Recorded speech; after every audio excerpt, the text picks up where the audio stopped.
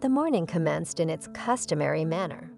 While I was engaged in the act of shaving, Diana seized the opportunity to prepare a cup of coffee accompanied by a slice of toast. She took advantage of this moment to confide in me regarding the distressing plight of her friend Inna, who had once again found herself abandoned by her husband, though the particular number eluded my memory. Additionally, Diana informed me that she would be tardy today due to her intention to visit her ailing mother subsequent to her work commitments. I absorbed her words with a fraction of my attention, as my mind was preoccupied with my own concerns. Today, I had an eventful day ahead, with 2 pivotal meetings scheduled with prospective clients, which had the potential to revolutionize my business in a positive manner. "Yura, are you even listening to me?" Diana's voice reverberated as she resorted to tapping her spoon against her coffee cup to capture my focus. "Of course, my love. Your mother's ailment is a source of concern, and your delayed arrival this evening is duly noted." I strained the muscles in my face in an attempt to muster a forced smile. That's precisely what I'm attempting to convey. "I may find myself remaining overnight at my mother's abode," Diana stated while attempting to adopt a mournful countenance. "I have been increasingly anxious about her well-being. Despite your allegation, my dear, it would be a falsehood to claim that I have never expressed concern regarding your mother's predicaments," I retorted, meeting her defiant gaze. "I'll bet she was. My dear mother-in-law sure had a venomous tongue. Throughout my 11 years with Diana, I made it a point to keep my distance from her. Xana Petrovna only served a purpose when her saliva was needed in place of snake venom to treat some pesky sciatica or, dare I say, hemorrhoids. Thank goodness she didn't try to meddle in our family affairs, choosing instead to maintain contact primarily with her daughter and grandchildren." "Well, did you gather it all?" Diana asked, stirring her coffee with a spoon. "Absolutely. I'll pick up the kids and feed them dinner without waiting for you," I replied, rising from my seat and dabbing my lips with a napkin. "No worries, everything will be fine. Send my regards to your mom." I gave my wife a tender kiss on the cheek, smoky, bade farewell to the kids, grabbed my briefcase, and stepped out of the apartment. Honestly, the ongoing health struggles of my mother-in-law had been weighing on my mind lately. At just 52, her condition was far from ideal. I refrained from digging into specifics, but it seemed my wife was spending an increasing number of nights at her mother's place, citing her constant ailments. Diana never detailed what exactly was wrong. I wasn't particularly curious, so once again, I brushed off my wife's comments. Let her stay the night. It was no big deal. If anything came up, she could always ring me later. This autumn had kicked off rather abruptly. By early October, the brisk northern breeze swept in, making it clear that the days of warmth were behind us. That biting wind brought along rain, but not the kind that unleashed in summer with loud claps of thunder and was gone in a flash. No, this was a persistent, drizzling rain that sent chills through the air and seemed to linger indefinitely. In no time, the fallen leaves blanketed the sidewalks in a vibrant yellow hue. The unwavering downpour caused the streets to grow dim and slick with moisture. The wind, in a fruitless effort, tugged at the leaves, attempting to lift them from the ground by their frayed edges. Yet those leaves clung to the pavement stubbornly, as if they were doing their utmost to hold on to the remnants of summer just a little longer. And then the rain gave way to frost. The faint autumn sun hardly shimmered in the frozen puddles. Its light was unsteady and uneasy. Gazing at this illumination, I longed for the night to arrive sooner. Yet even in the darkness, relief did not emerge. The streetlights appeared hesitant, emitting a watery, flickering glow onto the nocturnal streets, intensifying the melancholy and infusing a somber despair within the hearts of the people. I toiled away at a tiny enterprise specializing in the trade of precious artifacts.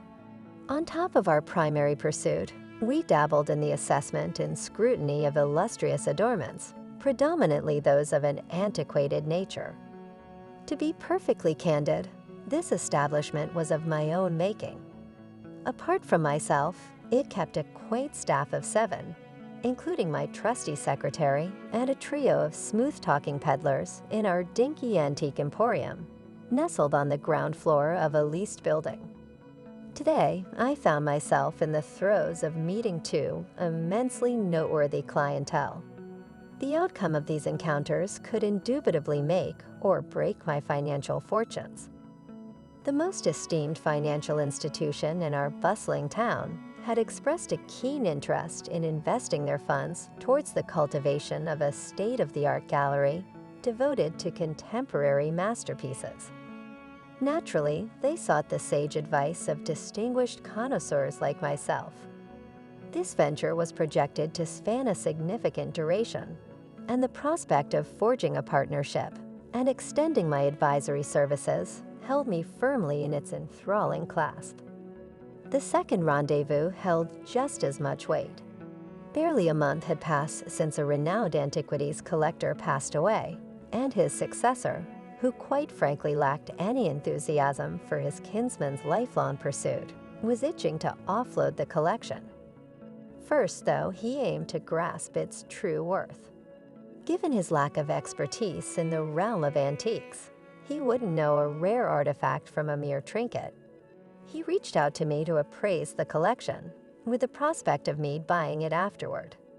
We were talking about a transaction in the ballpark of several $100,000, just to paint the picture, so the ball was entirely in my court. Moreover, early in the morning, the editor from the publishing company that was set to release my debut monograph gave me a call. This work was devoted to the hallmarks found on jewelry from Imperial Russia and the Soviet Union, a critical aspect of expertise in the realm of antiquities. My endeavors in this field enabled me to compile publicly accessible information while infusing it with my personal insights. This fusion resulted in a book designed to aid both experts and enthusiasts in navigating the intricate world of jewelry hallmarks. Such meticulous and exacting effort, but oh, how worthwhile it was. Crafting this tome earned me and my firm a notable standing among a niche group of antique specialists and collectors. And that reputation, it's priceless, both literally and metaphorically. Immersed fully in my tasks, I hardly noticed the workday slipping past. Everything came together splendidly. I sealed contract deals, offered successful consultations, and persuaded heirs to sell their entire collection to my firm. The publishing house handed me a draft copy of my monograph for final author edits, with the assurance that the book would hit the shelves in a month. After collecting the children from school, I made my way back home. As I busied myself with preparing dinner, Diana repeatedly called, expressing concern about our well-being. She had taken refuge at her mother's place due to her elevated blood pressure, fearing the possibility of requiring emergency assistance. At long last, the entire family satiated and calm, I indulged in a snifter of brandy and sank into my editing task for the book. Ancient markings can often be found on antique jewelry and products, denoting their authenticity. These markings were measured in zlotniks, an old Russian unit of weight equivalent to 1/96 of a pound. The zlotnik system was used to determine the gold and silver content in alloys during the Russian Empire and Soviet Russia era, spanning over 2 centuries from 1711 to 1927. The content of gold or silver in an alloy was determined by the number of gold pieces, with a maximum of 96. Different values of gold pieces were established, including 36, 56, 72, 82, 92, and 94. Similarly, silver pieces were marked with values such as 72, 74, 82, 84, 87, 87, 88, 90, 91, and 95. These gold and silver pieces indicated the proportion of gold or silver in the alloy, with the remaining parts comprising of additives, commonly referred to as ligature. For instance, an assay of 56 gold pieces means that out of 96 parts of the alloy, 56 parts consist of gold, while the remaining 40 parts are additives. In essence, pure metal without any impurities corresponded to 96 gold pieces, which is equivalent to 999 proof, or 24-karat gold in modern standards. Nowadays, the most common gold assessment is labeled as 585, which is equivalent to 56 proof gold under the gold standard. The inclusion of gold in the alloy determines the price of the product, along with the craftsmanship involved. It may sound mundane, but let's agree that this information is valuable, appealing to both antique enthusiasts and specialists. As time passed, I gradually settled into my own thoughts and eventually dozed off right at the table. My dreams were filled with visions of goldsmith samples, spinning in circles around my mind. In the morning, Diana arrived and immediately rushed to the shower. Amidst the sound of water, she started telling me something about my mother and the destiny of another feminist friend before she yelled, "Where's the first man?" I brewed a pot of coffee, whipped up an omelette, and patiently waited for the kids to finish their breakfast so I could see them off to school. Today, I made the decision to start work a little later, at 10 o'clock. However, working into the evening took its toll on me, leaving me with a pounding headache. Diana didn't linger for long. Once she finished her monologue and her cup of coffee, she dashed off to work, assuring me that she would be punctual today. Ah, Diana. She's a stunning blonde with long legs and alluring green eyes. As for me, I'm a more modest figure, an average height man with blue eyes, brown hair, and a noticeable scar on my left cheek from an old mine accident. The salt and pepper strands at my temples hint at my age, a reminder of my time in the military. We're both 34 years old and have been together for 11 years. Our two sons, Pavel and Kostya, are 10 and 8 respectively. As for our professions, you're already familiar with mine. Diana, on the other hand, works at a beauty salon, offering services like manicures, pedicures, and haircuts. Despite having a higher education with a degree in refrigeration and equipment from the University of Technology, she found her true passion in the hairdressing field. Right after finishing university, she enrolled in hairdressing courses, and thanks to a favor from a friend, she quickly found a place in a reputable salon. It's a bustling hub with a constant stream of clients and connections that prove to be quite advantageous, if you catch my drift. I've never considered myself prone to envy. Likewise, my spouse has never given me the slightest cause for such feelings. Living in a sprawling metropolis does imply that secrets are hard to keep. Eventually, all is revealed. Like the old saying goes, Keezer's wife must be above suspicion. Surely, had there been any smoke, I would have spotted the fire. How foolish and conceited that belief was. It's only now that I grasp the concept that betrayal, it seems, is woven into the very fabric of femininity. As they chase after fresh, exciting experiences, nothing is off limits. For many women, their existence is ruled by their feelings and desires. Once they dive headfirst into this tempest of romance, they abandon everything else: their spouse, their offspring, their moral compass. All else fades into the mist of insignificance. It's all about them. Financially, our household was secure, and Diana had no need to work. However, she was eager to return to her job immediately after her maternity leave was concluded. Each year, we planned a getaway to the beach with our kids. I'm not fond of the packed, tanned crowds at the popular resorts in Turkey and Egypt. Therefore, we opted for quieter retreats along the Baltic and Black Sea coasts. When it came to matters of intimacy, we were equally fulfilled. I was under the impression that my wife was content with this delightful aspect of our domestic life. Always and everywhere. That was my guiding principle in such matters. As far as I know, Diana had never voiced any dissatisfaction. I was always open to embracing new adventures and ideas from my wife. Up until recently, that's how things were. However, 6 months ago, Diana's mom fell ill. Diana dedicated all her efforts to assisting her. Consistently, she stayed awake at night by her mother-in-law's bedside, which had a negative impact on our familial bond. However, on the surface, everything appeared unchanged. My wife displayed a tender, loving, wearisome sadness in response to my rejection of intimacy. You see, I'm completely drained from work and taking care of my mom. Just wait, my dear, not now, she would say, gently stroking my cheek. This phrase, not now, became the guiding principle of our married life. Everything was not now, from physical intimacy to family vacations. Meanwhile, her mother's illness persisted, and my wife visited her more frequently.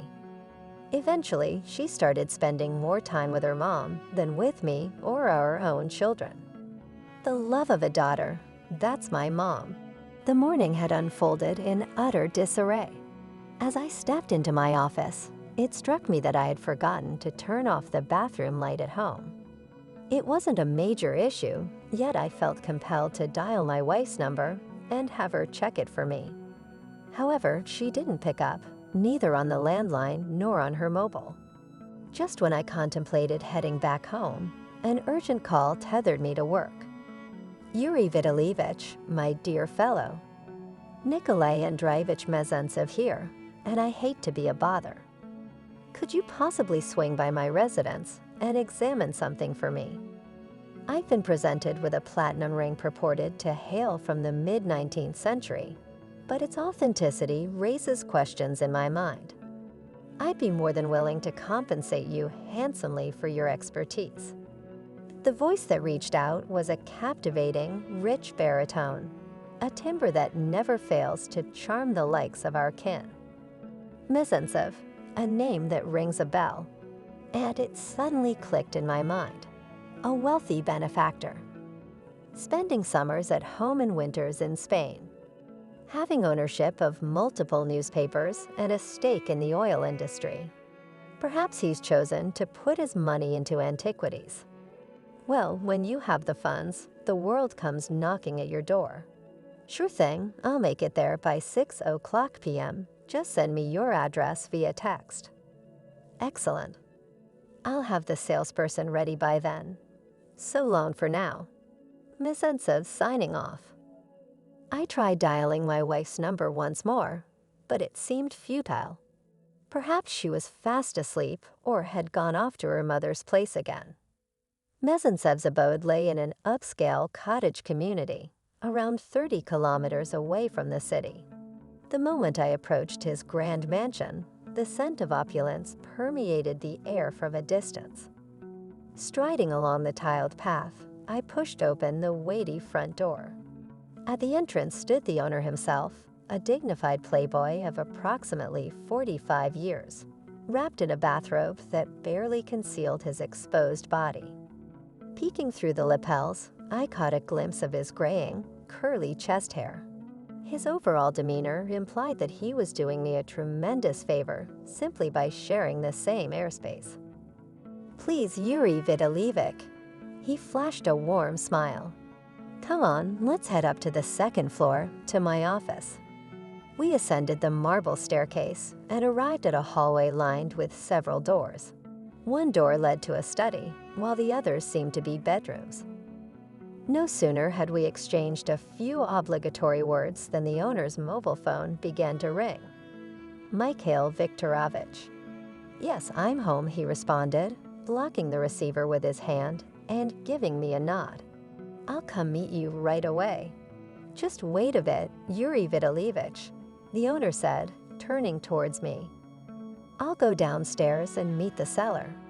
Feel free to have some brandy or whiskey while you wait." Mezentsev didn't bother closing the door as he started making his way down the stairs. In my growing impatience, I dialed my wife's number again. Where on earth had she disappeared to? It was aggravating my nerves. The prolonged ringing echoed once more, and in an instant, a familiar tune wafted softly through the air. At first, I didn't grasp that it was my wife's cell phone. The sound emerged from behind the nearest door. Stepping out into the corridor, I cautiously opened the bedroom door. There lay a sizable bed draped in a blue silk canopy, tousled and unkempt. A vibrating smartphone with a luminous screen rested awkwardly on the bedside rug, probably dropped there by chance. For a few moments, I stood there, dazed, caught in a whirlwind of thoughts and emotions. My heart raced, pounding in my throat, occasionally plummeting to the pit of my stomach. I bent down and retrieved the phone. On the glowing display, I recognized my own face next to the label, "Favorite." It was unmistakably Diana's device. I ended the call and tucked the phone into my pocket. Glancing back at the bed, I noticed the delicate straps of her pink bra peeking out from beneath the pillow. With a gentle tug, I found myself holding my wife's intricate, lacy lingerie, the very set Diane and I had picked out just a month earlier. I slipped it into the inner pocket of my jacket and swiftly made my way back to the study. A couple of minutes passed, and in walks the proprietor, joined by a slim, gloomy fellow. "My apologies, fellas, Mikhail Viktorovich, Yuri Vitalivich." He kindly introduced us to one another. Without a second thought, the visitor promptly pulled out a vintage Saffiano case and presented it to me. I sure hoped my hands would remain steady. I carefully lifted the cover and beheld a stunning vintage platinum ring adorned with a radiant ruby. Delicately, I studied it through a magnifying glass, then admired the intricate marks etched within the band and the captivating interplay of light within the crimson gem. Beyond doubt, this was an authentic antique ring from the mid-1800s, crafted by an anonymous Russian jeweler. Swiftly, I penned a comprehensive report, presenting it to Mezentsev, who promptly compensated me as agreed. Eagerly, I made my departure, unable to endure another moment in that house. I couldn't help but speculate if Mezentsev was aware of my connection as the husband to his mistress, Diana. The certainty of her infidelity weighed heavily upon my heart. Oh, the Herculean effort it took to maintain composure. How I longed to unleash my fury upon his smug countenance. Thankfully, my military training still served me well in such moments. Seated in my car for what felt like an eternity, I found myself paralyzed with disbelief. So this was the man in whose bed Diana had spent countless evenings and nights for the past 6 months. And all the while, her mother-in-law had dutifully concealed her daughter's indiscretions. Our entire life together replayed in my mind's eye. Despair washed over me briefly, leaving me bewildered. Why was she subjecting me to such anguish? Why? If only I had the capacity, I would have unleashed an anguished howl. Gotta pull myself together, I guess. But to where? Home. Let's wrap this up. Made a quick right, hit the road. Before long, I was cruising down the highway, heading straight for the glaring lights of the city. I've got the worst luck with women. They always end up leaving me. Take my mom, for example. Left me and went off with her lover when I was just a kid. Apparently, her happy ever after didn't include me. And now my wife, after 11 years of marriage, she's looking for a fresh start. Clean slate, right? What is it about me that makes women not stick around? I encountered my mother 2 decades after her flight toward a fresh beginning. I must admit that meeting left an indelible mark on me. I clung desperately to the urge to weep like a child. 2 long decades of being apart could not erase the memories of her voice, the fragrance of her hair, or the soothing warmth of her hands. It baffled me how she could depart from her 5-year-old son and not once think of him during all those years. Had I found it in my heart to forgive her? Honestly, I couldn't say for sure. Yet one thing was undeniable. My love for her remained as strong as it had been 20 years prior, and there was simply nothing I could do to change that. After my mother left, my father never took another wife. His affection for me was profound, and he harbored a deep-seated fear that no stepmother could ever fill the void left by my mother. Who really wants to take on someone else's child? Besides, a woman isn't beholden to anyone. It's the role of a man to nurture and support children that aren't his own. The saying goes for those on the wrong side of infidelity. It's not the biological father, but the one who raises the child that counts. But that doesn't hold true for women. This is how our lives unfolded, 2 men left behind by the woman we once cherished. Then my father passed away, and I found myself residing with my grandparents. A peculiar situation, as I was technically an orphan with a mother still alive. It is quite common for women to blame men for their excessive cruelty. However, such claims are baseless. When it comes to pursuing personal happiness, women spare no effort. They would go to great lengths, even if it means discarding everything in their wake. Yes, absolutely everything, including their own offspring. In terms of heartlessness and deceit, women surpass men by a long shot. Diana, what was she lacking? Affection, fondness, cash, excitement? In all these years, I've never laid eyes on any other woman. Maybe you ought to have. Did she view my love as a weakness, convinced herself that I wasn't going anywhere? Perhaps Diana never truly loved me. It certainly doesn't appear so. Throughout all those years, we've been connected on a deep level. I would have detected a sham. I would have sensed it in my heart. Up until today, there were no indications of my wife's unfaithfulness. Everything was seamless as can be. That's what hurt the most. Damn fool. Diana had been cheating for nearly half a year, writhing in someone else's bed, fiending normalcy. Morning soliloquies, tending to the kids, taking care of me. And all of it, in the end, a deception. It reminded me of the words of a liberated lady acquaintance of mine. A husband is a potential foe. Do they genuinely believe that?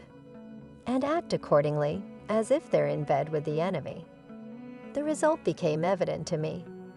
I found myself entertaining the notion that conversing with Diana wasn't pleasant, even causing a sensation of discomfort. A deceitful woman is like an ashtray. Scrubbed spotlessly clean, but then you discover that someone stubbed their cigarettes in it. And another thing. I oddly maintained an unusual sense of tranquility in the face of what transpired. Perhaps in due time, the magnitude of the horror that unfolded will finally hit me. But for now, it's as if I'm in a daze. It's as if I'm detached from the situation, merely observing from the sidelines. Upon arriving home, Diana remained absent. That's peculiar, considering she mentioned she would be home early today. She informed me that her mother-in-law would pick up the children from school this morning, and we were looking forward to a relaxed and leisurely evening together. The thought of it made me recoil. It seems any leisurely evenings in the near future are no longer in the cards. I entered the kitchen and retrieved an empty bottle of cognac from the cupboard, placing it on the table. However, I refrained from hastily indulging, opting instead to communicate my thoughts to my wife with clarity. Diana arrived around 11 in the evening. "Yura, I apologize," she began. Vicky, as per usual, encountered issues with her husband, so I had to offer her consolation. "I intended to call you, but alas, my phone seemed to have vanished. I likely left it at my mother's place." Diana continued rambling in her usual manner, removing her coat and boots in the hallway. "Have you eaten? Allow me to prepare something for you," she offered before entering the kitchen, placing the grocery bag on a stool. "Ah, cognac. Could you pour me a glass? I'm utterly drained from the day's events. I can hardly believe it." "Absolutely. It's not for every guy, no. It's a real load to shoulder. Work, kids, a husband, and a lover, no less." I watched Diana quietly, curious about her next move. Would she come clean about her secret rendezvous, or keep up her act till the bitter end? "I'm off for a quick shower. Could you peel some potatoes?" My wife practically sprinted to the bathroom. "Sure thing. Here's the revised paragraph." You could tell she hadn't popped by Vicky's today. Oddly enough, her beau's place lacked a bathroom, leaving Diana high and dry without a chance to freshen up. Was it some kind of kink? Or perhaps she preferred scrubbing away her misdeeds in the privacy of her own home. Diana mumbled something, but her words were lost in the splash of the water. Frankly, her chatter didn't faze me. What really mattered was what *I* had to say. My wife strolled into the kitchen, draped in her bathrobe with nothing on underneath, her hair wrapped snugly in a towel. "Have you peeled the potatoes?" she asked as she fired up the stove and reached for a skillet. "We're going to whip up some fried potatoes and scrambled eggs tonight. Don't just lounge there, get the bread and sausage sliced," Diana commanded, bustling about the kitchen as though the night was like any other. For a fleeting second, I almost believed it was just an unremarkable evening among countless others. That illusion lasted mere seconds. Diana put the skillet down. "We need to sit and have a serious discussion," I managed to say, struggling to keep my composure. "Have you ever observed how discussions surrounding infidelity typically kick off in a similar fashion? We need to chat. It makes no difference whether it's the husband or the wife speaking. The crux of the matter is that it's time to clarify things." Diana gazed at me in astonishment, yet she left the skillet untouched. "Should we have a meal first?" she asked hesitantly, her gaze drifting away. I understood that she had sensed the nature of our talk and was attempting to buy some time. "We can do that later if I feel like it," I retorted firmly. "Diana, are you involved with someone else?" "What do you mean by that?" My wife's expression was one of genuine shock. Right, she's being utterly knave. "A paramour? You've taken a paramour. Just how long have you been deceiving me?" I struggled to keep my voice from rising. "What duration are we talking? A year, half a year, a mere month?" "Yura, stop this madness. What paramour, what betrayal? Good heavens, what are you implying?" Outrage surged in my wife's tone, boundless as the ocean. She portrayed the role of the wronged angel flawlessly. Her expression stoic, her demeanor unflappable. "Diane, please, cut the act." I'm clued in on all the details, the when, the who, and even the where. "By the way, have you seen my cell phone? Need to give Mom a ring." Silence enveloped the room as my wife paused, mulling over her next words. It's dreadful being so scatterbrained. Now I'm compelled to double-check whether I've left something behind. I placed her cell on the kitchen counter. Instantly, Diana's eyes widened, and she quickly covered her mouth with her hand. "Where on earth did you find this?" she murmured, barely audible. "I stumbled upon it in Nikolai Andreevich's bedroom." "What do you usually call him?" "Bunny, Pupsic, Nikolai." I taunted her blatantly. "Yura, you've completely misunderstood. Sure, I did visit his residence, but it was strictly for professional purposes. I was actually providing him with a manicure." Diana was on the verge of tears. She didn't bother inquiring which specific Nikolay Andreevich it was. She needed to know precisely who he was. In his very bedroom, on his own bed? Fine, I confess. Did she use her bosom to give him a massage? What bosom are you even talking about? Diana shrieked. She seemed to have recovered from her initial shock. I wordlessly placed my pink lace bra on the table. Diana fell into a sudden silence, her mind racing to concoct a plausible explanation. I was feeling really warm, so I decided to slip into a comfortable robe and ditch the bra. You know how uncomfortably damp it can get under those contraptions, especially on a sweaty day like today. You guys just don't grasp the struggle. I chuckled, trying to lighten the mood. But honestly, there was no striptease happening, I swear. I was just having a good laugh, that's all. Diana flinched almost as if she had been struck, seemingly realizing that her excuse had fallen flat. Yura, my heart belongs only to you. I have no need for anyone else. Diana exclaimed with intensity.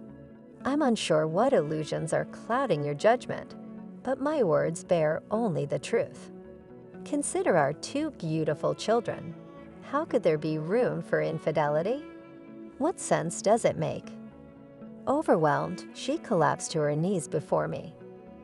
My love, my dearest, she cried, I stand before you blameless. There has never been another. You are my one and only. Trust in me. Grief-stricken, Diana's voice broke as she spoke, barely able to contain her distress. Frantically, she clasped my hand, pressing fervent kisses upon it. Tears cascaded down her face, yet in her cries, there resonated such profound love and gentleness, it rendered her indisputably forgivable. What can I say? Tears are like heavy artillery. Us guys tend to be more emotionally fragile than the ladies. I felt this overwhelming urge to hold Diana close, to kiss her beloved eyes, to run my fingers through her hair, to soothe her spirit. Seriously, what on earth is cheating, anyway? She was just doing her job. So she dropped her phone, big whoop. And don't even get me started on that bra. Sure, I might have let it all slide if it weren't for that old-school platinum ring with a deep crimson ruby sitting on her right hand instead of a wedding band. I sat there, captivated by Diana's sorrowful outpourings, making a mental note of the subtle shift in her tone. The frantic edges to her voice had vanished, and it appeared that my wife was gradually regaining composure. What could be the cause of this transformation? Did my silence convey a willingness to reconcile in her eyes? Or did she believe she could sway me with her display of loyalty? It's a well-established fact that women perceive men as a unique breed, observing them closely, nurturing them, and attempting to guide them in the art of gentility. The crucial point being that they hope to avoid any accidental finger-biting when offering a sweet treat. It may sound sarcastic now, but at that moment, I sat there like a deer caught in headlights, only just beginning to grasp the true significance of the unfolding situation. Diana finally ceased her incessant chatter and fixed her gaze on me in silence, likely anticipating that I would throw myself into her embrace. Honestly, what else could one expect from a fool whose wife had been wandering about for nearly 6 months, completely oblivious to the situation? Diana reached out in an attempt to hug me, but I instinctively recoiled. Where on earth did you get that ring? I inquired, grasping her right hand. A ring? She regarded me with confusion as her eyes darted around warily. Yeah, the one with the ruby. I pressed further. Oh, a friend suggested I buy it, so I just tried it on to see how it looked on me. Diana stammered, her words tumbling out in disarray, realizing all too well that this was the final nail in the coffin. Yet she clung desperately to her explanations, even though she was clearly losing her grip on them. Okay, that's it. You need to go, particularly if you've got somewhere else to be. I'll handle the divorce paperwork myself. We can figure out the kids' situation tomorrow." I stood up. This charade had to end. My wife suddenly mellowed and quietly started getting dressed. A couple of times she attempted to speak, but I stayed mum. At the doorway, she looked back at me. "Yura, please don't push me away. Don't make an irreversible mistake. I adore you." I shut the door behind her, unable to utter a word. When you truly love, nobody else matters. No one, not a single soul. If there's anyone besides the one you love, it's game over for us. I don't want to continue living, yet I lack the will to end it myself. Returning to the kitchen, I poured a glass of brandy and plopped down by the window. Same old yard, bathed in the dim, flickering yellow light of a street lamp. Darkness enveloped everything, both outside and within my soul. My heart throbbed violently. The excruciating pain radiated through every fiber of my being, reaching even the tips of my fingers. A full month had elapsed. Diana and I existed in disparate realities. She resided at her mother's, surrounded by our children. Her paramour had decamped to Spain for the colder months, leaving her behind. Her activities, her companions, none of it sparked my curiosity. We were allotted a 2-month window to mend our bond, yet I simply counted down days until I could officially dissolve our marital ties. Throughout this period, I steered clear of romantic entanglements despite numerous advances. After parting ways with Diana, I was suddenly deemed a highly eligible bachelor. Yep, that's the ticket. Focus on amassing wealth, and suitors will inevitably follow. My literary debut hit the shelves. An invitation to Moscow soon followed for its launch event. This venture opened the door to fresh, beneficial ties within the realm of antiquities, a circle notoriously tough to penetrate. The initial print run sold out swiftly, prompting the publisher to gear up for a second printing. Naturally, this translated to a handsome royalty check. And hey, single life does have its perks. Freedom to live as you please, with whom you please. Zero explanations necessary. Occasionally, on those long evenings, a deep melancholy would seize me, compelling me to want to scream into the void. Love, much like an aching tooth, can't simply be yanked out. It has to be extracted with the entirety of your heart. On the weekends, I got to see my sons. It was my mother-in-law, not Diana, who did the honors of bringing them over. Diana preferred to keep things low-key to avoid stirring up any unnecessary drama. Although my exchanges with Zhana Viktorovna were nothing out of the ordinary, it was clear she was deeply concerned about her daughter's well-being. Oddly enough, I had the feeling she always saw our union as a blunder, and to say the least, wasn't exactly fond of me. Come dusk, I would drop the kids off at my mother-in-law's driveway, and they'd make their own way up to her apartment. Diana, for her part, didn't stand in the way of my visits with the children. I headed to the office, where everything seemed to be running smoothly. We successfully orchestrated 2 art exhibitions and conducted numerous sessions for private art collectors. My company maintained a solid reputation, attracting both novices and experts alike. The peak of my career came when I received an invite from the illustrious auction house, Christie's, to appraise some antique gold pendants crafted by a renowned Russian artisan. Oftentimes, my commitment meant long hours, and on several occasions, I even found myself sleeping at my desk. To be honest, I was exhausted. Come one weekend, I felt the urge to escape, so I decided to explore the less traveled roads of the Vitebsk region. It was a spur-of-the-moment decision, just a drive to clear my head, you know.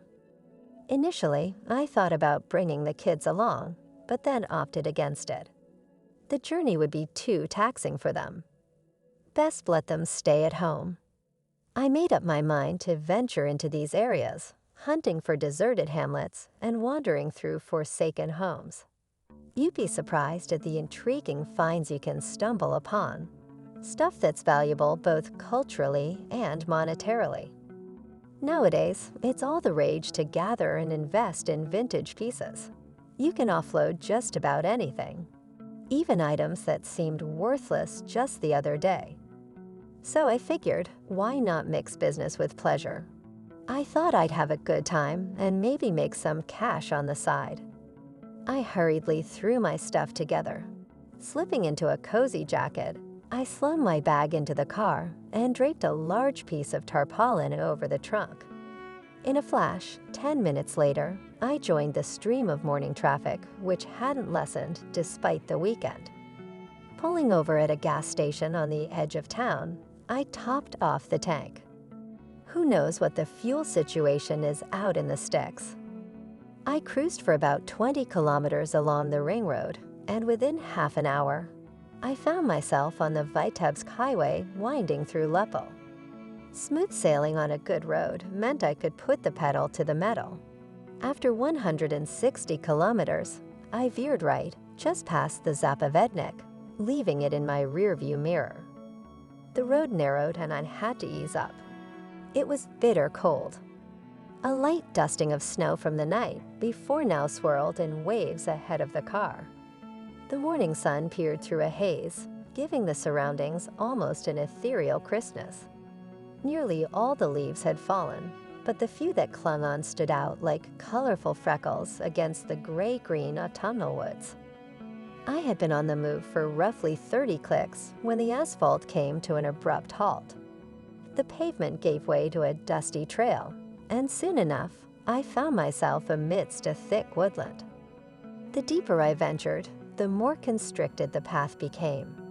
Abruptly, a quaint village with a rather peculiar name, Shalofeni, materialized around a sharp bend. They dubbed this place Vyosajka here. Per the map, just beyond this hamlet lay a mid-sized lake, equally uniquely named dock. I must admit, the local nomenclature stands in stark contrast to the familiar Russian, or more broadly, Slavic names we're accustomed to for our settlements, rivers, and lakes. Oak, Essa, Ella, Shalofeni. It feels as though we've taken a detour not just down a road, but into a different country altogether. I paused outside the store, observing two individuals loitering near the entrance. As representatives of the human species, their focus seemed fixated on procuring some form of alcoholic beverage, evident by the mixture of surprise and longing in their gazes upon me. Impressive, was I not? Clad in camouflage attire, donning sturdy military boots, and equipped with a tactical knife safely nestled in a camouflage holster on my belt. My sunglasses shielded my eyes, while a prominent scar on my left cheek bestowed upon me an added aura of rugged charm, instantly captivating these lustful fellows. "Hey there, buddy. Can you spare a few bucks? My belly's aflame." Instead of beginning the conversation with a polite and customary greeting, one of the local vagabonds candidly beckoned me in a gruff tone. Only someone with a heart as cold as ice and a soul drained of life could brush off this request. I wasn't one of those people. Fumbling through my wallet, I pulled out a few notes and handed them over to the afflicted individual. "Are you from around here?" It was a question that hardly needed asking. "Yup, born and raised." He dragged out his words, the local dialect thick on his tongue. "What's up ahead?" I gestured towards the path disappearing into the forest. "Who can say?" He scratched his head thoughtfully. "We don't venture into those parts." Clearly, they weren't any good. I hopped back into the car, glancing at the dashboard clock. It read 3 in the afternoon. Wow, time really flies, doesn't it? I flicked on the radio and eased onto the road, keeping a vigilant eye on the path ahead. The forest loomed thickly on every side, and the farther I ventured, the more confining it became. Soon, the branches from the underbrush began to rattle against the sides of my vehicle. I soon encountered a fork in the road. which direction to take. They say that if you're uncertain, go left. So I veered left. The autumn dusk was waning, and I kept driving along this seemingly endless path. Before long, nightfall enveloped me, prompting me to switch on my headlights. Another fork appeared, and without thinking, I turned left once again, almost instinctively. To my surprise, the forest seemed to shrink as I moved forward. To my left and right, sprawling fields and overgrown gardens emerged, hints of civilization creeping into view. My headlights illuminated some dilapidated houses lurking in the shadows. A village, perhaps. I consulted the map, only to discover that there were no towns marked for nearly 20 kilometers. Where on earth was I headed? Just as I was nearing the village, the car engine sputtered, then abruptly died. The radio fell silent. I turned off the headlights, wary of draining the battery, grabbed my flashlight, zipped up my jacket, and stepped out of the car. Surrounding me was an abyss of darkness. From my peripheral vision, I discerned indistinct outlines of structures in the distance. They appeared to be huts or barns of some kind. An eerie silence enveloped the air. No barking dogs, no human chatter, and not a single sound that typically accompanies a lively village in the evening. The absence of illuminated windows confirmed my suspicions. I glanced at my phone, unsurprisingly finding no network connection. It was as expected, completely isolated in the middle of nowhere. Determined, I secured the car and embarked on a journey down the overgrown street, relying on the beam of my flashlight to guide my steps. The village, much smaller than anticipated, consisted of a mere 10 to 15 dilapidated huts. Their roofs, either withered or entirely collapsed, cast formidable silhouettes against the night sky, their broken windows evoking an eerie emptiness. Somewhere on the outskirts, I glimpsed a small river or stream. Just as I was nearing the culmination of my stroll through the village, a flicker of light caught my attention. It emanated from the farthest house. As I approached, I observed the faint glow of a kerosene lamp through a surviving window, indicating life within those walls. Without any encircling fence to deter me, I proceeded directly towards the door. Astonishingly, it swung open suddenly, as though its secret occupant had been eagerly anticipating my arrival.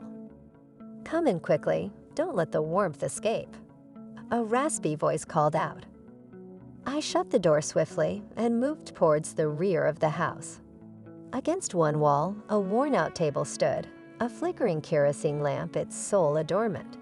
In the faint glow, an elderly man was visible, squatting next to the stove, feeding it with kindling. "Take a seat, don't dawdle." He gestured towards a battered armchair opposite the stove. "Fancy a cup of tea?" I gave a nod. The old man shuffled to the table, filling a chipped porcelain cup with steaming, fragrant tea from a dented aluminum kettle. Herbal, quite aromatic. He handed me the brimming mug.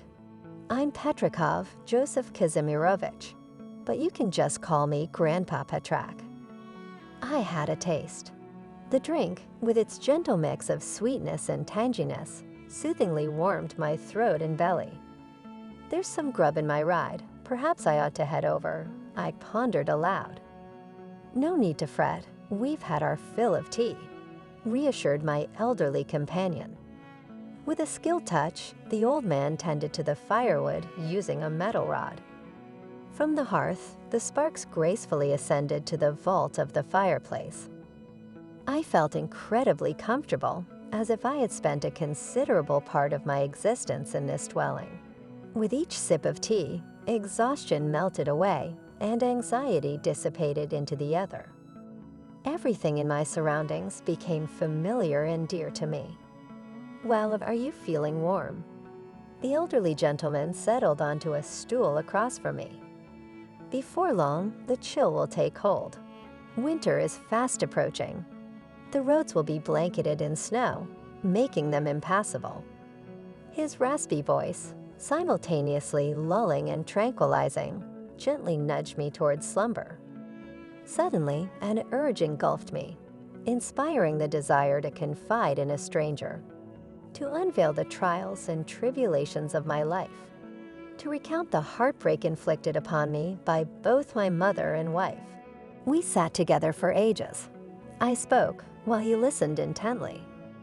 Occasionally, he would nod thoughtfully or hum a bit, gently stroking his gray beard. I laid everything bare. Stories about the war, tales of my father and mother, and the life I had with my wife and children. When I finally stopped, we just sat there, enveloped in silence for quite some time. Then he refilled my cup with tea and took a small sip from his own. Yep, you've definitely had your fair share of tough breaks, kid. Your whole life, you've been hunting for happiness, clueless that it was right there within arm's reach. They cared for you. They still do. But you never seem to notice. You've holed up with all your grudges, hiding away like a badger, just peering out now and then. He took another sip from his mug, his gaze warm but firm.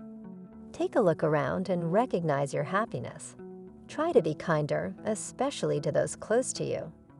Remember, true strength in a man isn't about throwing punches. It's in the ability to forgive. Cultivate that skill. And know this: if a door shuts in your face, don't be discouraged. Seek out another door and push it open without hesitation. His words seemed distant, echoing in the depths of my consciousness.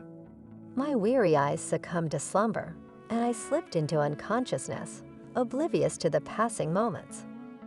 Suddenly, the radio's melody stirred me from my peaceful repose. Startled, I found myself seated in the car, my head gently resting against the cool pane of the window.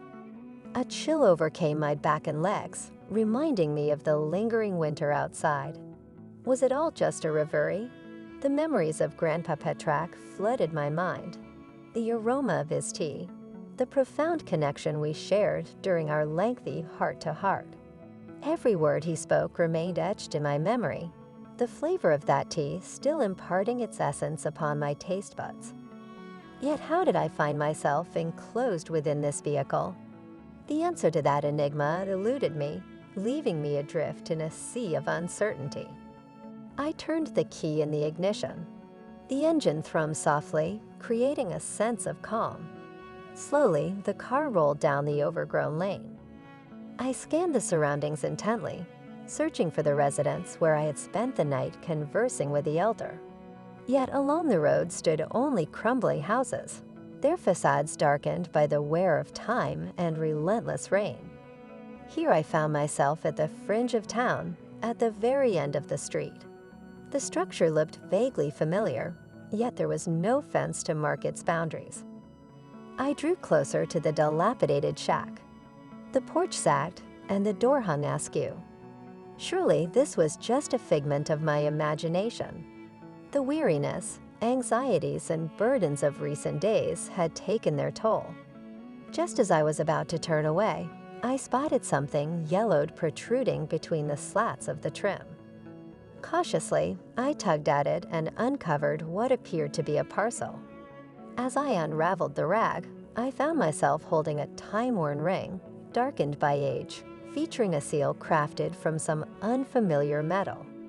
An enigmatic monogram was imprinted, not engraved, but stamped, in the signet surface. In days gone by, rings like this were used to mark sealing wax, securing important letters or confidential messages. Quite the intriguing discovery. Where could it have originated? I slipped it into one of my jacket pockets, promising myself I'd ponder its significance later.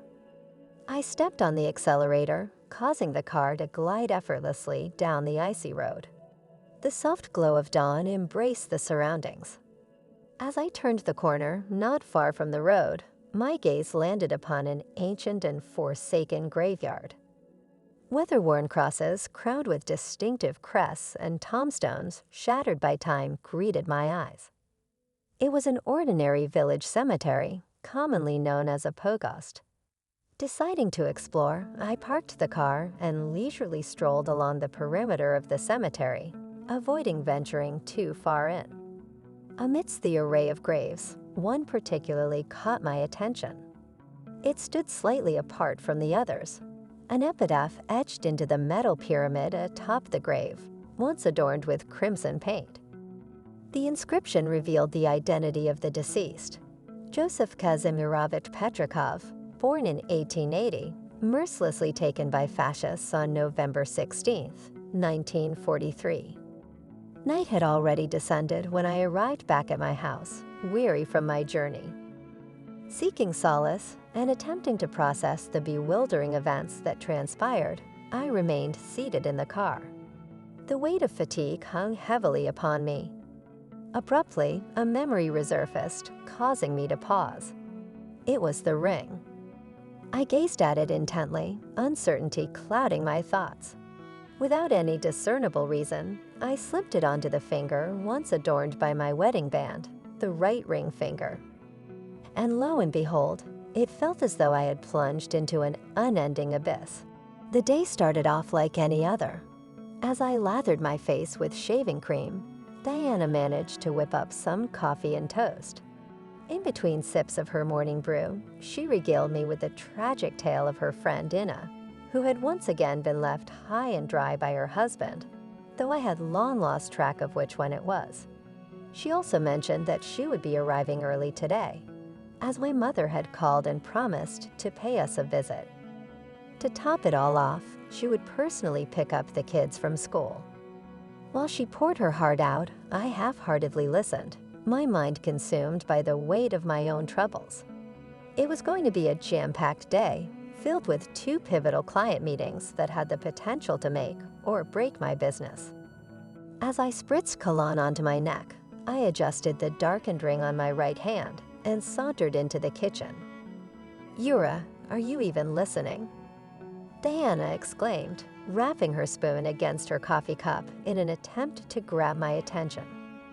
"Of course, my love," I replied, flashing her a smile. "I heard you loud and clear. Mom's coming over and you'll be arriving early. That's what I'm getting at. Don't forget to grab a cake and some champagne on your way home," Diana instructed, her gaze fixed upon me. "You've got it all under control, right?" I nodded, closing the distance between us as I embraced her in a loving hug. Planting a kiss on her lips, I felt a mixture of satisfaction and guilt. "You managed to find some time," she muttered, reciprocating the kiss. Her warm fingers brushed against my cheek as she peered into my eyes.